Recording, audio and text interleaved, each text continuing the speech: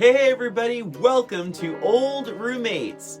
Today on the show, we revisit The First Wives Club from 1996. So, don't get mad, get everything, and get ready for the next episode.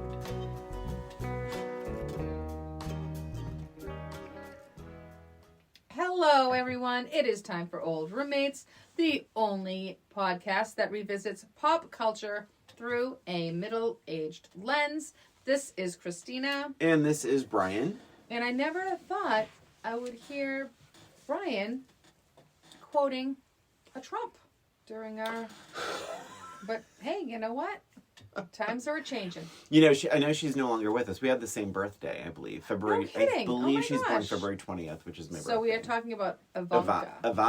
Ivana. Ivanka's the daughter. Oh, that's right. Oh my gosh, yes. Anyway, so we begin this episode, as we always do, by talking about our initial viewings of this movie. So, Brian, tell us, what is your history with First Wives Club? So again, I always feel a little, I don't know, blessed because I saw this movie in a movie theater, and I know that Christina, you sometimes watch things on cable. But you know, here's how, I'll tell you this.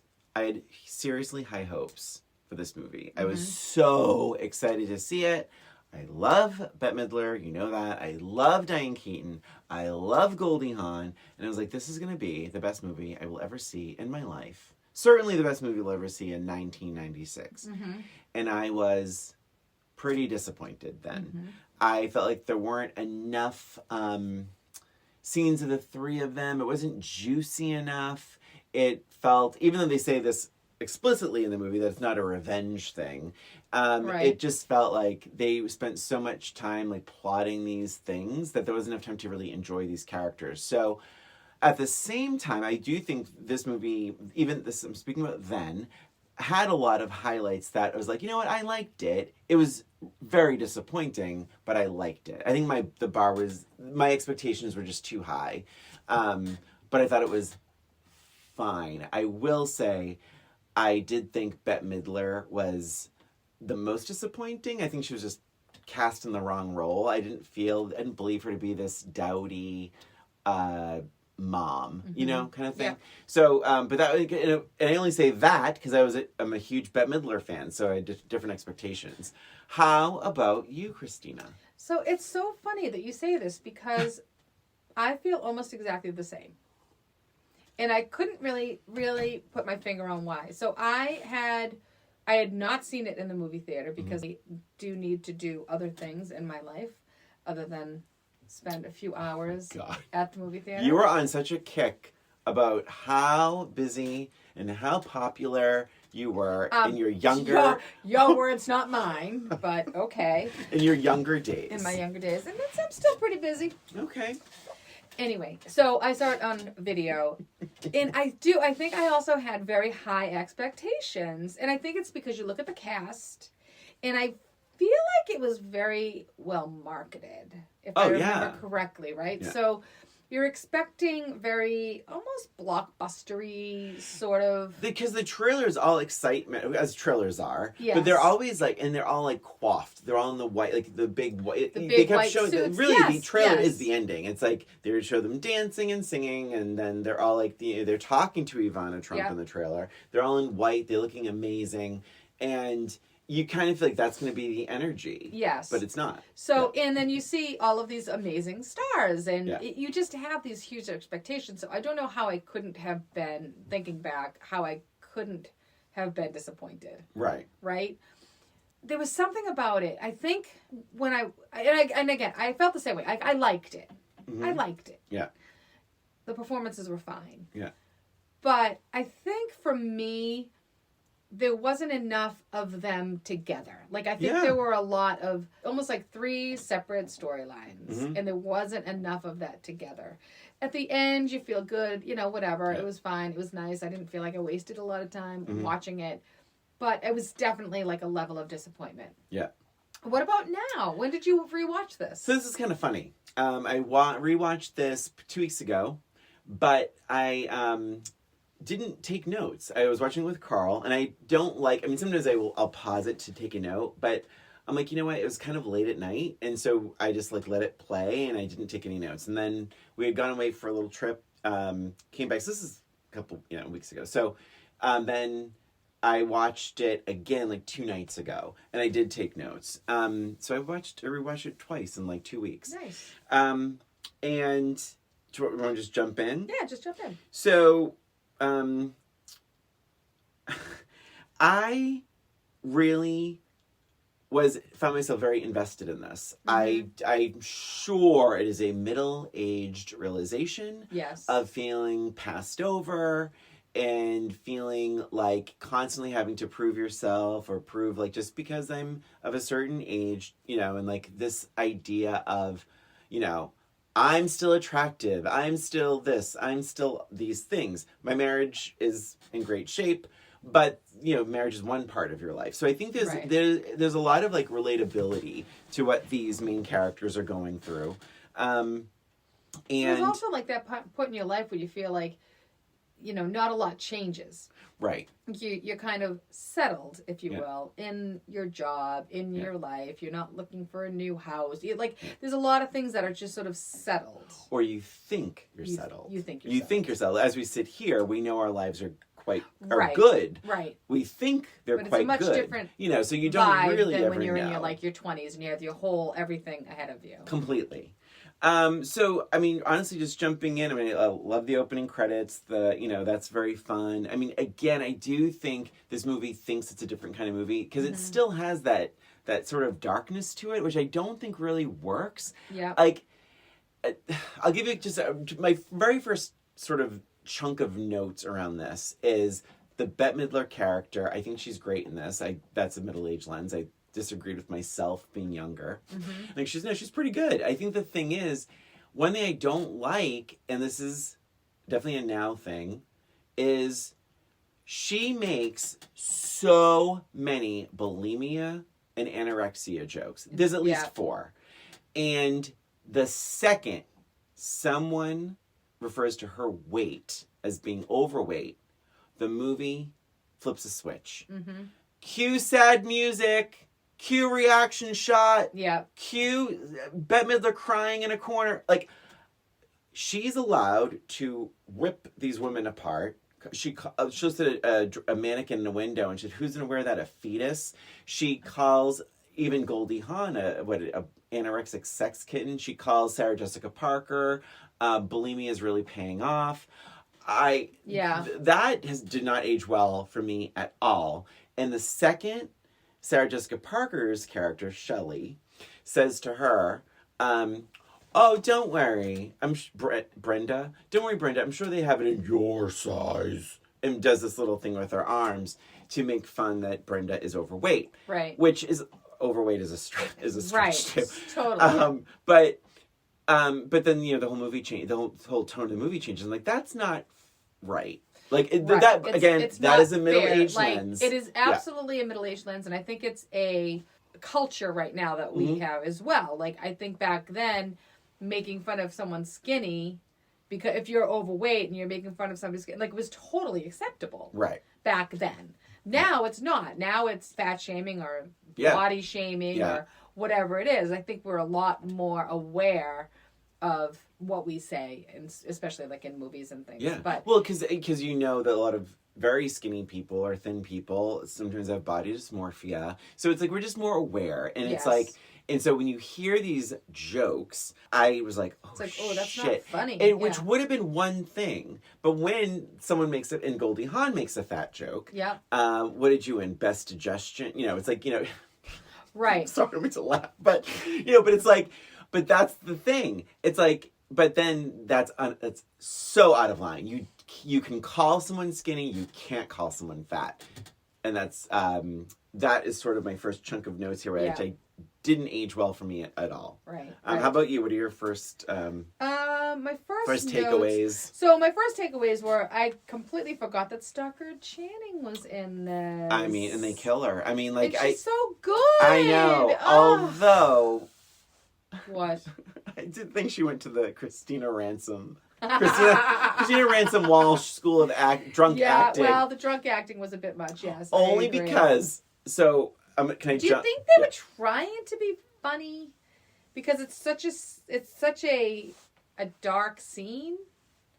I don't know. I kind of felt like they were trying to. I mean, because it's not a drama.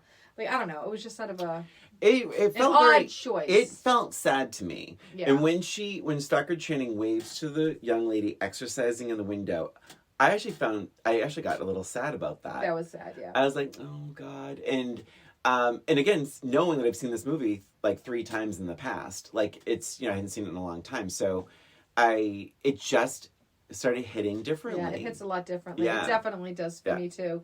I loved the younger versions, by the way. Except Stockard's. She's too tall. She's a like little a tall. gigantic tall. But I completely agree, and I'm assuming they dubbed the voices, right? They're not just actresses that sound like them. I don't know. I didn't look it up, but the voices were almost too spot on. Yeah. But I also really like the casting The of casting those was women. great. Yeah, I thought it was fantastic. it was great. So, my initial thought was, I definitely related a lot more to these characters, for sure. I mean, I'm probably older than them now. I don't know how old they were supposed to be. This to be all 40, 46, Yeah, 47. so I'm older Yeah. than them now. So yeah, and you definitely get that like relatability, like you were saying, exactly what you were saying. Like you're at a certain age and people don't hear you quite as much, or they assume a lot, or things like that. So it was a different view. Did I say my then? I did say my then. Yeah, okay. yeah. Yeah. I'm like, wait, what did I say? I had forgotten a lot about this movie because I had only seen it the one time. Oh my so God. it was kind of nice. Yeah, I had only seen it the one time. I never revisited it. So, but it was great. It was great seeing them. I was kind of laughing at like, just, I feel like it was perfectly cast. Mm-hmm. I loved Diane and how frazzled and a bit not quite as in tune to what is actually going on, just optimistic and all of that. I liked that, and I love the daughter is like, what are you doing, Mom? That was a great little surprise. What did she say? I think I wrote it down. You're a like, doormat. I'm so disappointed in you, and she's like, I know, honey, but he's your father. So that was really funny. I really liked seeing Bette as a mom, like as a frumpy mom. I really liked that. It's such a different.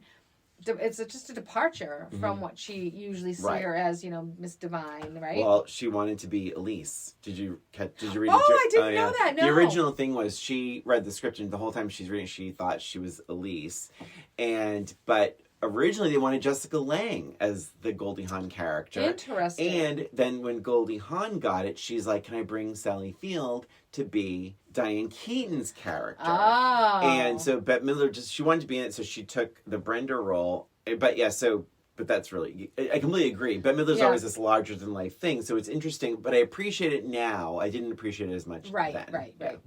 And the Goldie Hawn character was funny because I remember thinking that she was too young for the rest of them.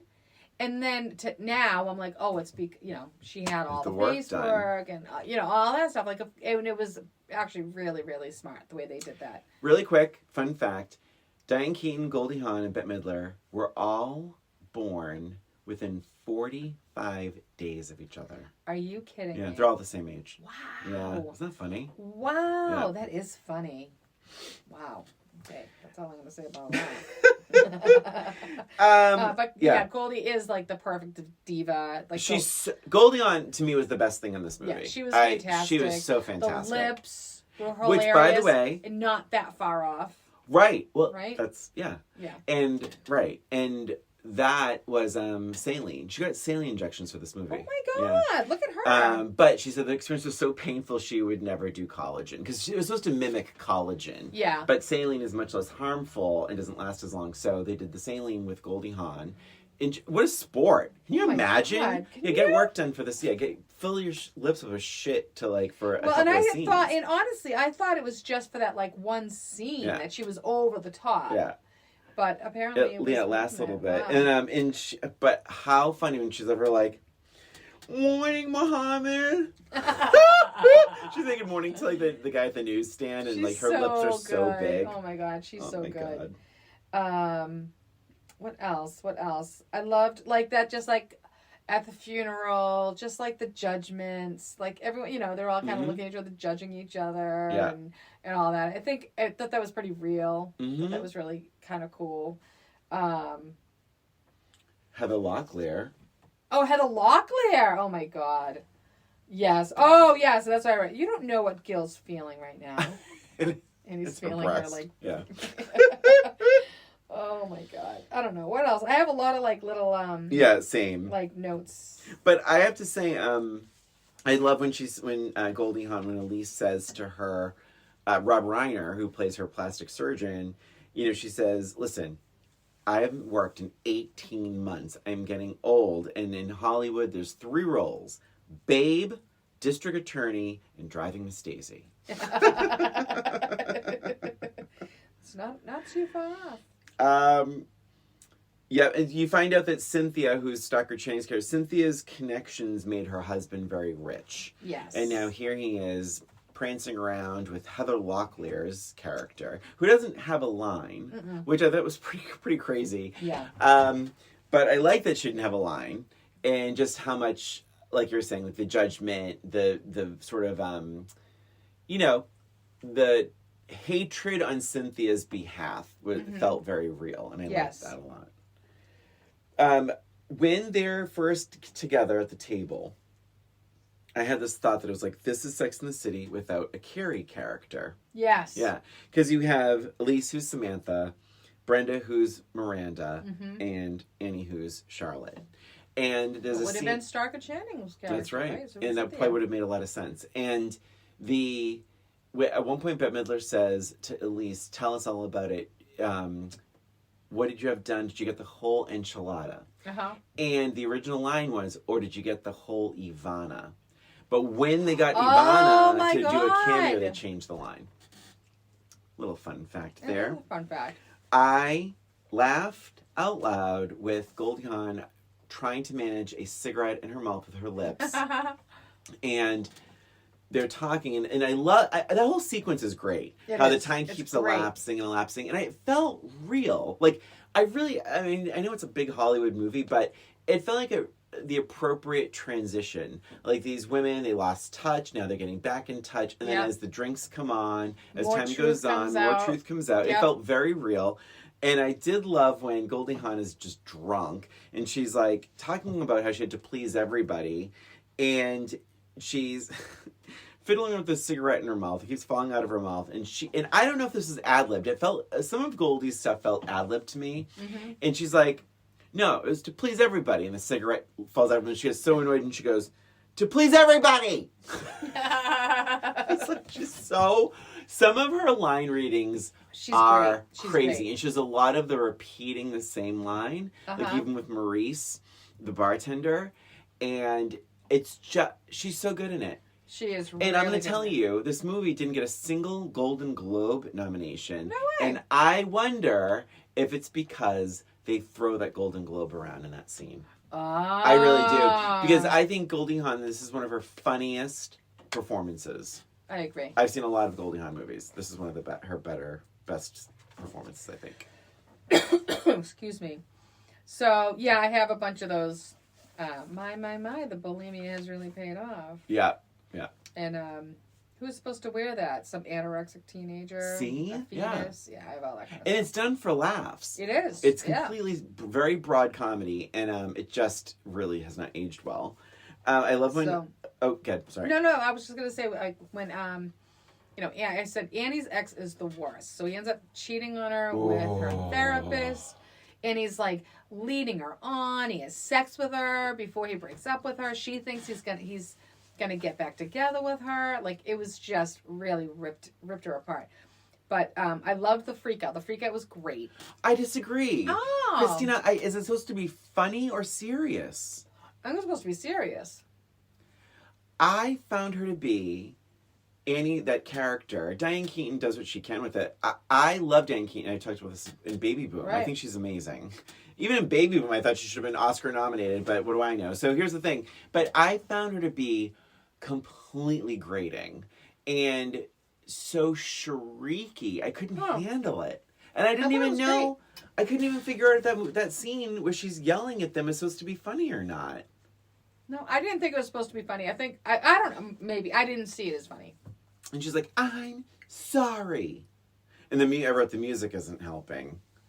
I just liked it because it's like, I feel like she had all of this just pounded into her for years and years and years, and it just finally exploded. So that's the part I liked about it. I just wish it was stronger. I wish she wasn't like I don't know. It really didn't work for me. But I agree with you. It's also odd and awful, and Aaron is such a narcissist. It's horrific. She isn't very good in the scene, and the dialogue isn't helping. I just had what if she found out about the affair, and then she's like, I want to try that. Hitting you with the... that would have been nice, yeah. That would have been amazing. Very good. I love when Elise says, youth and beauty, man. That's the ticket. She calls people man a lot, and it's very funny. I really loved the scene with the three of them, and the two of them, they're competing with each other about how, horrible it all is. Yeah. And it's mostly Elise and Brenda, Bette Midler's character. Yeah. And they're, this and that, and then Annie? Yes. And then Annie says, my husband is marrying my therapist. And then Bette Midler, under her breath, you win, hands down. And it's so funny because they're really at each other's throats saying, no, it's me. And then she says that, and it's like, oh no, you win. Yeah. So damn funny. I like that also, and I do jump a bit to the letter. So I'm not quite sure why the letter took so long to get to them. Doesn't has it? Yeah, that was weird, right? Yeah, it did take a while. Because she kills her. She mails the letter. The maid mails the letters, and then she kills herself. But there's time for the wake and the funeral to be planned, and all these things. And then they've met, they've hung out, they've talked about things, they've met. It's it had been, a week and a half? Couple weeks? Yeah, a couple and weeks. And they finally got the card. So then I wrote, the letter is sweet, but did she really handwrite the same thing 3 times? That was bizarre. And also, she's drunk out of her mind. And imagine if, she, was like, Dear Blender. Right. I miss our you'd flagship the most. It's it could have been funnier. I don't know. And because also it would have made good sense to just have one letter too. Yeah, and just send it to one. The one Annie. Annie, exactly, because she wrote that Annie, she always predicted great success for Annie, and that would have been much more meaningful, actually. Yes. If Annie brought them back together because of this card. Yeah. But I did love the mom saying, and on such nice stationery. Yeah. That is such a mom thing. She was great. Oh, she was really good. So all I have here is window washing fiasco. I didn't love the bumbling setup, but I loved when they were on the window washer. I also loved it. Mm-hmm. I just thought they were all good in it. They were all very funny. Yeah. Realistic, funny, crazy, all of that. I do have a note for the answering machines. I love all the decor. I forget who was leaving them. They were leaving messages for each other. Yeah. So, did you notice around each of their what it all looked like? No. So on Elise's, there's cigarette butts and, the lipstick. and empty prescription bottles of alcohol. Oh, okay, all right. And then Annie's, it's all just pictures of their families. And then on Brenda's, it's all takeout menus and all just clutter. All Oh my God, I didn't catch it. I thought it was so great. I'm like, this is awesome. Like, you know exactly who's leaving, Yeah. you know, who they're for. That's so funny. I like the scene with the lesbian bar. Oh, And- yes. Oh, that's such a '90s thing, right? With their facial expressions when she's like, "Oh, you know, she's great. She's a lesbian," and lesbians are very, And they're you like- know, and they're like that's a great thing that your daughter's a lesbian. And then when they're in the lesbian bar, you know, I couldn't quite tell what Bette Midler was trying to say, but I think she was trying to say is like she's on a date, like your daughter's on Yeah. a date. But I did love the little moment with Bette talking to the woman at the bar, at the gay bar. And she's just talking about that she, you know, loved Morty and she Yeah. loves Morty and all this kind of stuff. And then the woman looks over, she's like, wow, she's butch. So good. I did think they decorated the warehouse really fast. Yes. I feel like this movie could have used a couple of montages because time was a little confusing. It was a little confusing. Yeah. Yes, you're absolutely right. But they didn't do much in the montage. Bette Midler suddenly is like much thinner. You never see her working out or anything. Right. That's a little right. unusual. And then Elizabeth Berkley enters the picture. Like I have to be honest, I was happy to see her. Yeah. She gave me like a nice like, I don't know, it was like a nice like, oh my God, Elizabeth Berkley's here to shake shit up. Mm-hmm. And she did. She really She sure did. She did not disappoint. She was like someone opened a champagne bottle in this movie. But are we to believe she's 16? No. She looks more like 36. But it was a cute little twist. Yeah, Victor Garber, my man. I just think he's so great. I wish I had marked off how many times you mentioned Victor Garber in this podcast over the Victor years. Garber, you know, I was a big fan of Alias, but I'm telling you, it's a middle-aged lens thing where I'm like, Victor Garber is just very handsome. I love his voice. Great acting. Great look. Love it all. Brian, put your clothes back on. Yep. So window washing, I just wrote window washing. I loved it then and I loved it now. Why so many candles in that one scene where they're all sitting around? Yeah, so many candles. I'm like, did they stumble on the Romeo and Juliet right? set? Oh my God, I loved the fight. The fight The fight is the is best the part of absolutely. this whole movie. Yeah. It starts with I mean they're on each other's nerves anyway. Yes. Well, because they're having trouble finding stuff on Goldie Hawn's husband, on Victor Garber's character. He's a saint. With her money, but he's a saint. Yep. He's not done anything wrong. And so she's getting upset and she's drinking a lot. They're concerned about her drinking.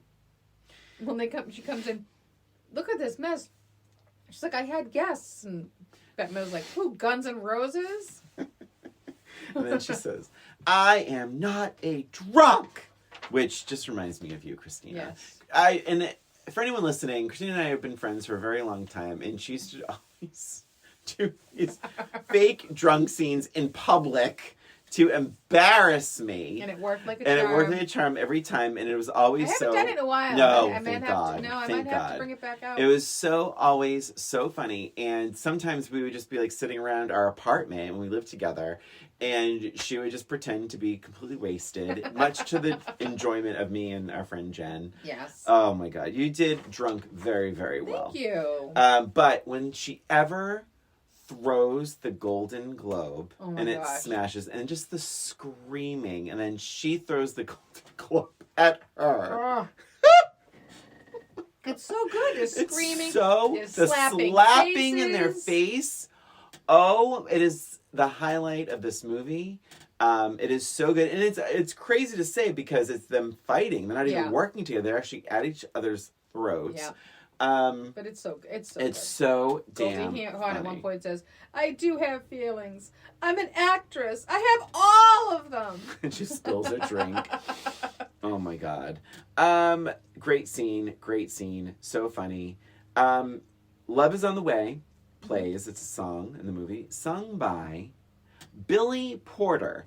Did you not think it was like, oh God, who am I thinking of?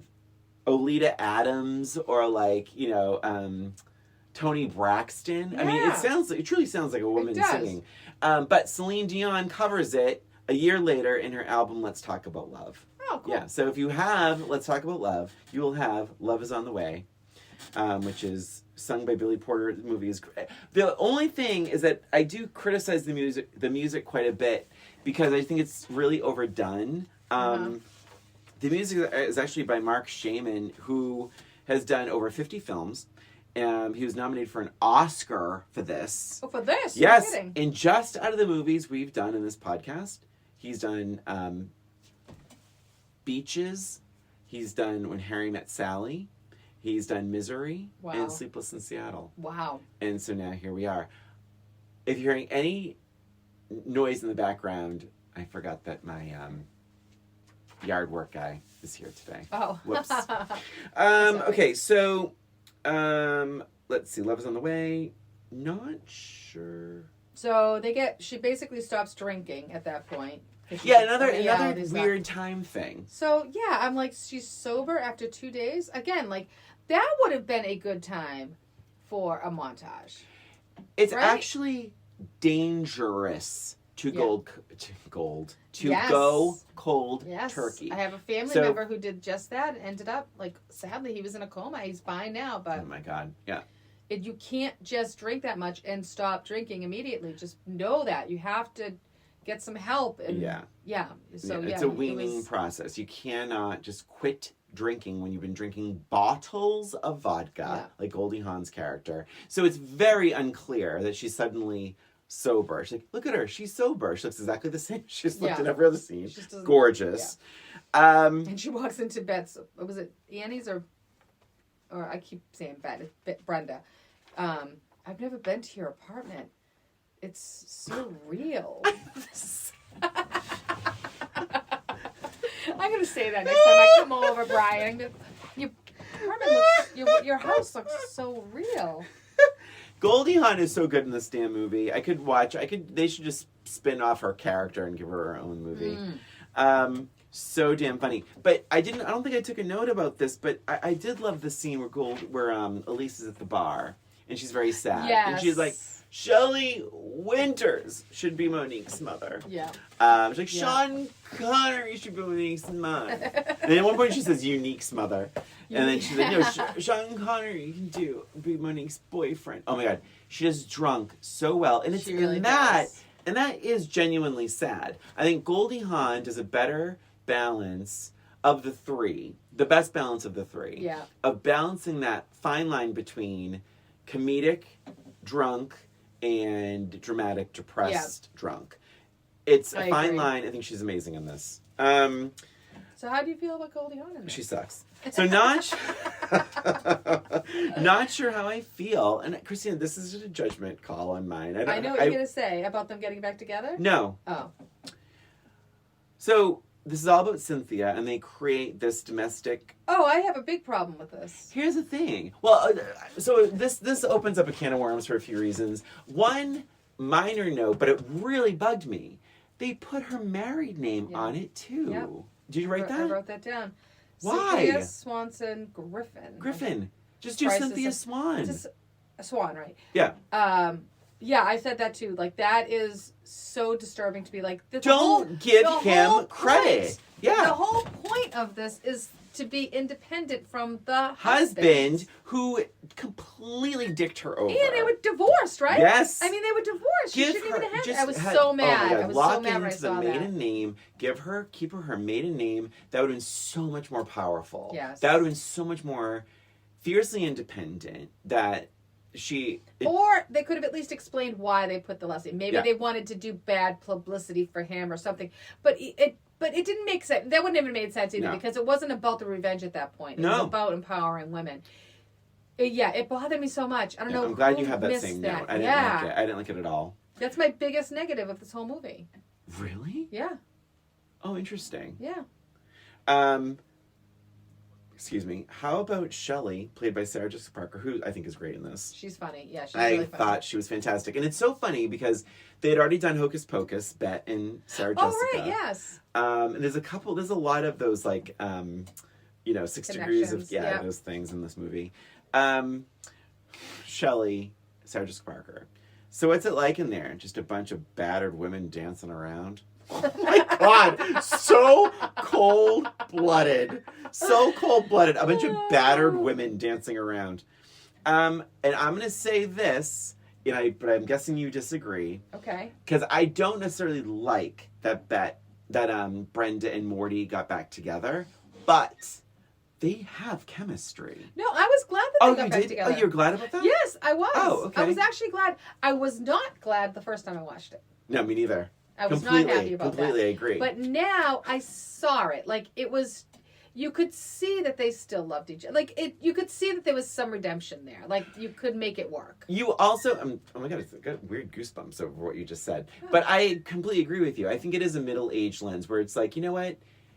Throughout the movie, she's just stunned by his judgment. Yes. But it's like, this isn't you. And she continues to say she loves him throughout the movie, she too. does. She never wavers on that. She still loves him. Yeah. And I actually think the second they were joked around, like, oh, is she in the glove compartment? Which is another anorexia, another skinny joke. Yeah. And he says, no, in the trunk. Much funnier. And they laugh. And they share a laugh. And in that moment, I'm like, oh my God, they have such great chemistry. Yeah. Originally who they wanted was Hector Elizondo from Pretty Woman. That would have been interesting too. But I do like No, I like the Dan scrappy. Hedaya, which we just revisited Clueless. Yeah. Great in that. Let's see. Oh my God. I have some other little tiny notes. I have some trivia and then I have a match game. Yeah, the only thing I wrote that I haven't talked about was the revenge. I thought the revenge was really fun. Yeah. I mean, it's, quick and easy. The thing is that it's not...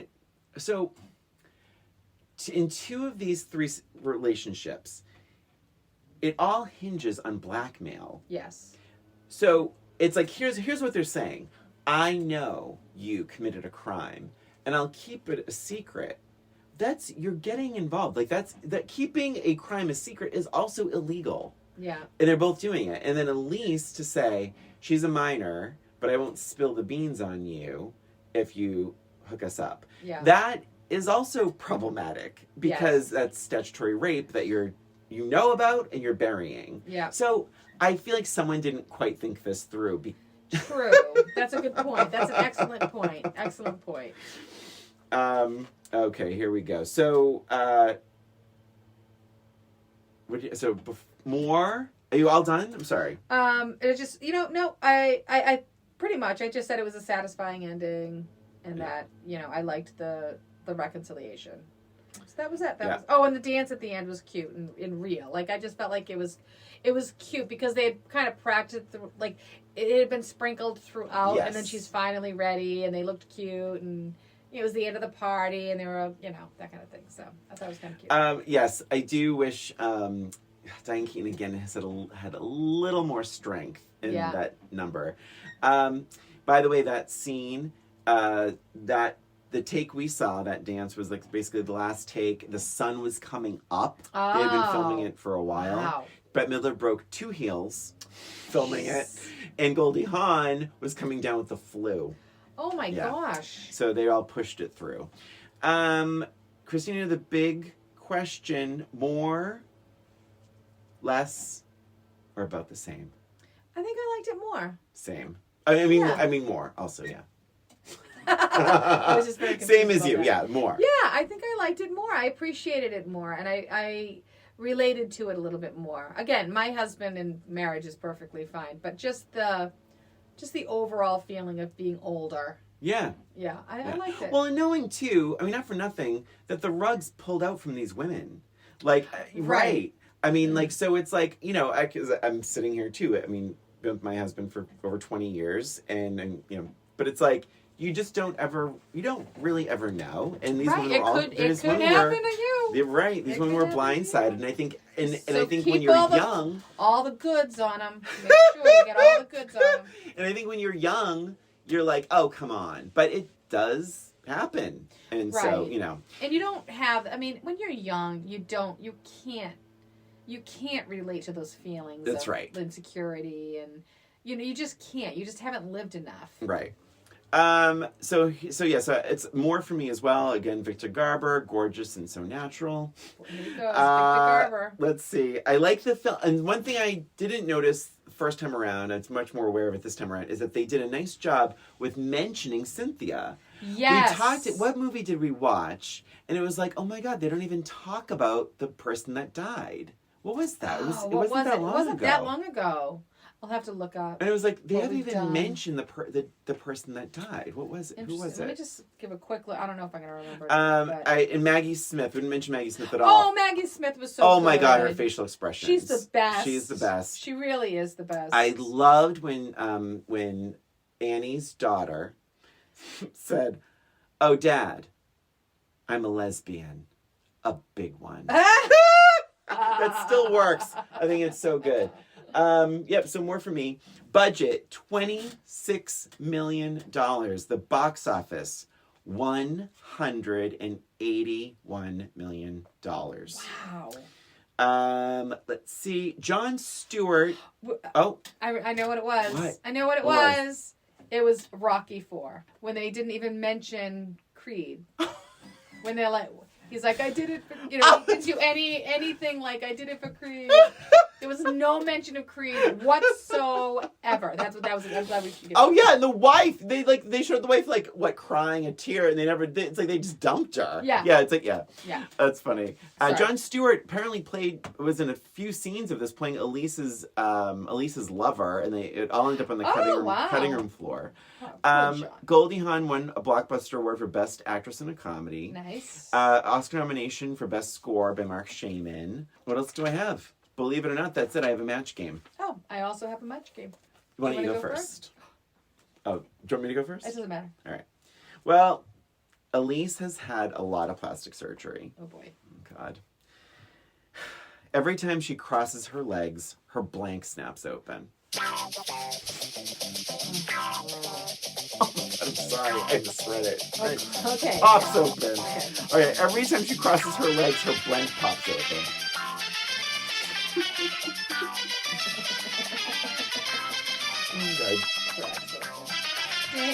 I think it said snaps, which is even more crude. I didn't mean it to be that crude. Okay. Elise has had so much plastic surgery. Every time she crosses her legs, her mouth pops open. Mouth! Yay! Her mouth pops open. And by the way, that is a very old joke that Joan Rivers used to say. Very nice. So I also have a match game. Mm-hmm. So the First Wives Club, they did such great things for the Crisis Center, the Women's Crisis Center. The Second Wives Club, however, they were a little bit more superficial. Oh, no. Yeah, when they got together, they benefited blank. I have to ask. Okay. It's just because there's too much. There's too many options. But is it a fake charity? Yeah. Oh, yeah. It's a fake charity. Yeah, it's just a thing that they benefit. They don't benefit like battered wives. Yeah. Okay. But now they benefit blank. All right. This is a stretch, but I think we're gonna match or adjacently. Ding. Ding. All right. The First Wives Club, they benefited. Save the rich. I'm not quite finished yet. I dinged. I know, but I'm in the middle of the sentence. Sorry. The First Wives Club benefited battered women. Yeah. The Second Wives Club benefited the rich. Not bad. Okay. They benefited plastic surgeons. Oh, that's cute. Yeah. Very good. Well, and that was the First Wives Club. I like that one. That was good. And that's it for us and for this episode of Old Roommates. Thank you for listening. Please remember to follow us on Instagram or YouTube, where we have our episodes as well as a little extra. And if you have any questions about our show, any suggestions for movies we could revisit, reach out to us at oldroommatespod@gmail.com. Thanks again for listening. This is Brian. And this is Christina. Until next time.